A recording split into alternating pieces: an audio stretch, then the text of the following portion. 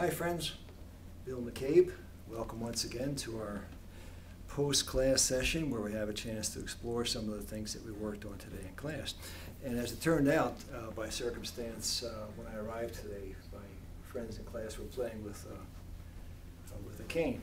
And I thought, well, you know, opportunity strikes, so let's just sort of strike while the opportunity is there. Let's talk a little bit about cane. And what I'm going to try to do in the next few minutes is lay out the fundamental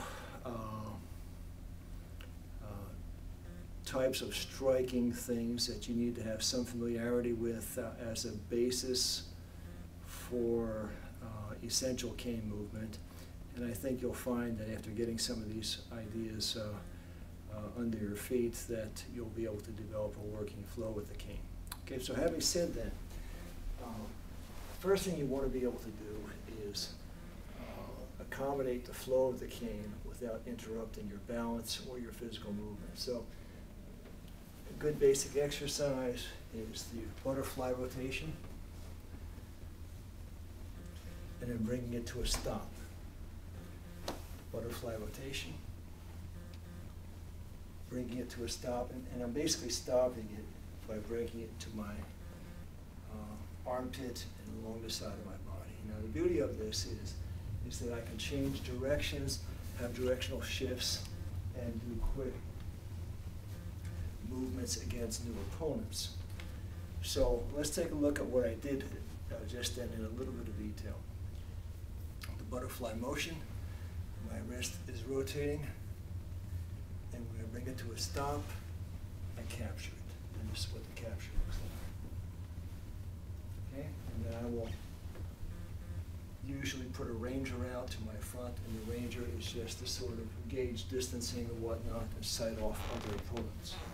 Also to clear if I have to, possibly opening up an avenue for another strike. And you need to actually work through these kinds of things yourself, okay, so that you have smoothness of technique. Butterfly, rotation on a singular plane. This is the left side. Now you look at the angle here, as you see, it's outward and in. It's not parallel to my body and the side. The attacker is coming straight on, and I'm cutting into the attacker. At any point in time, I can end in the check move. Cutting into the attacker. At any point in time, I can end with the check move. I can do this on the left side or the right side. I can do it right foot back, right foot forward, left foot forward, left foot back. And you need to practice it with all those permutations. On the right side, I can cross it over and bring it to a butterfly stop at any point in time. All three of these flows are interchangeable. So I can go from left side to right side. I can change the foot position. However I choose to do it, go back to right side. I can go to butterfly, to left side, to right side, to butterfly, to either side, to butterfly, to stop. Okay, so that's a good basic flow for you to experiment with under the supervision of your guiding instructor and perfect as you have time to do so, and you'll find that it's a lot of fun doing that. As far as canes go, this is a special cane that's designed for martial arts applications. The size is essentially the size of a normal cane. You can sort of look at it just about waist height. The important thing to note, though, is the size of the hook in the cane. Later on, as we talk more about cane, there'll be applications where you're catching your partner's head or a joint of your partner's body, and you don't want for the hook of the cane to be so narrow that it injures your partner. So as you're doing the groundwork here and looking for a practice cane, you can either buy one at one of the numerous outlets that sell them, or you can go to a discount store or a secondhand store or a Goodwill and find some that may qualify and be workable for a very fair price. I also use a lot of aluminum handicap canes with foam padding because they do have a wide crook inherently, and they're very accommodating to martial arts techniques because you can vary the height of the cane. So keep that in mind. Most of my other canes have a padded foot. The one that I practice with, generally, because I work it against weapons and sticks, I do not use a pad. Okay, so having said that,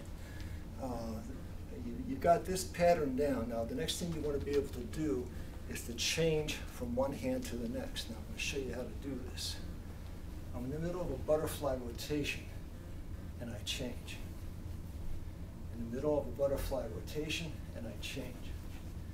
Now, watch the change. The hand that's going to receive the cane is catching it on the descending stroke, catching it on the descent. And then the hand that's going to receive it is actually descending with the cane as it comes down. Okay, you can actually see that here. I'm doing it in slow motion. Okay, now as you get this, you can do the change out of any flow, either out of the butterfly or the regular plane rotation. You can cross it over, go to butterfly, and so forth. Okay, so there you have a fundamental set of concepts, and let's just call that our starting point, you know, for the moment. Take those ideas, play with them for a week or two, and we'll have a follow-up video before long showing you some more of the basic elements that need to be in any integrated cane type of self-defense dynamic. Okay, so till then, enjoy yourselves, work hard, do good, and we'll see you down the road.